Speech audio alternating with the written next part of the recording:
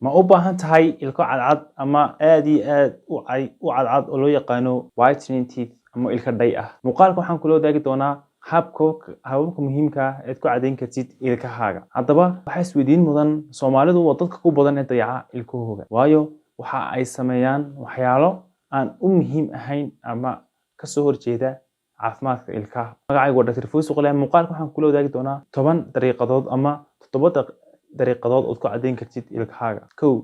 Isticmaal caano maalin walba. Si joogto ah u isticmaal caano, ha noqdaan caano powder ama ha noqdaan caano natural ah. Caanuhu waxay kaa caawin karaan ama waxa ay ilkahaaga siin karaan waxa loo yaqaano calcium iyo phosphorus. The more aad isticmaashid calcium ama aad phosphorus isticmaashid, ilkahaaga waxay noqonayaan ilko xoogan oo aad iyo aad u cadcad. Number 2. Isticmaal waxa loo yaqaano strawberry-gu waa daawo ama waa maxay haydeenay maado aad iyo aad ugu muhiim ah ilkaheena, taas oo siin karta waxyaalo loo yaqaano calcium, iron, folic acid iyo waxa loo yaqaano phosphorus. Isticmaal marka maalin walba markaad cadeynaysid, isticmaal strawberry waxa loo yaqaano. 2. Isticmaal waxa loo yaqaano charcoal ama dhuxusha. Dhuxushu waxay faa'iido u tahay in aad ku cadeeyatid ilkahaaga, taas oo ka dhigi kara ilko aad iyo aad u cadcad ama whitening teeth. Sidoo kale waxa caddayn kara ilkahaaga lemon juice. Mar walba ilkahaaga aad u isticmaashid lemon juice ama aad isticmaashid, waxa ay siinaysaa waxa loo yaqaano vitamin Z ama vitaminska ka dhiman ilkahaaga oo dhan. Sidoo kale waa inaad isticmaashaa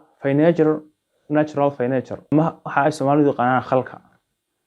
Khalku sidoo kale waxa uu siin karaa ilkaha maadada uu afku u baahan yahay isla marka ama xaaladda uu ku jiro. Ha noqoto hooyo pregnant, ha noqdo hooyo maxay haydeenay menopause ama ha noqoto qof caadi ah ha noqdo. Sidoo kale waa in aad isticmaashaa waxa loo yaqaano macjuunka ama Colgate kuwan soo socda sida Signalka, Sensodyne. waxa kale oo ka mid noqon karta Colgate loo yaqaano Parodontax. oo kale waxa ka mid noqon karta Colgate macjuunteedu ku jira aan mar walba waa in laga helo maadada fluoride. Muuqaalka xigeentan kulmi doono waa aniga oo idinka tagaya. Salaamu calaykum waraxmatullaahi wabarakaatuh.